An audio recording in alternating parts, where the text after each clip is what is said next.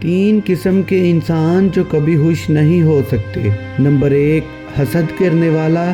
Number 2، دل میں منافقت رکھنے والا۔ نمبر 3، رشتوں کو اہمیت نہ دینے والا۔ کوئی طبیب کہتا ہے کہ بڑا گوشت صحت کے لیے مضر ہے، تو کوئی کہتا ہے کہ بکرے، مرغی، مچھلی کا۔ لیکن سب سے زیادہ مضر اپنے بھائی کا گوشت ہے جو غیبت کر کے کھایا جاتا ہے۔ بعض اوقات خاموشی اختیاری نہیں، مجبوری ہوتی ہے، کیونکہ انسان جھوٹ بولنا نہیں چاہتا اور سچ بول نہیں سکتا۔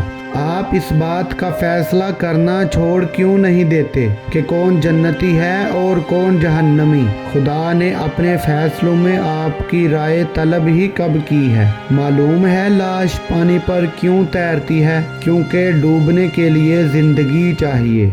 جو آدمی اپنے کھانے میں سے کسی کو کھلاتا ہے، وہ اپنا کھانا پاک کر لیتا ہے۔ بڑے بڑے انبیاء کرام، کتب و اولیاء کا یہی مسلک ہے۔ تکلیف اور پریشانی کا مطلب یہ نہیں کہ اللہ آپ سے ناراض ہے۔ جب اللہ کسی سے محبت کرتا ہے تو اسے آزمائش میں ڈالتا ہے تاکہ اس کی عاجزی سن سکے۔ برداشت عقل مند آدمی کا وہ صبر ہے جس کا مظاہرہ وہ جاہل آدمی کی بات سنتے وقت کرتا ہے۔ آپ کا ذہن مثل باغ ہے اور خیالات مثل بیج۔ آپ چاہیں تو اس باغ میں خوبصورت پھول اگا سکتے ہیں یا جھاڑ جنگل۔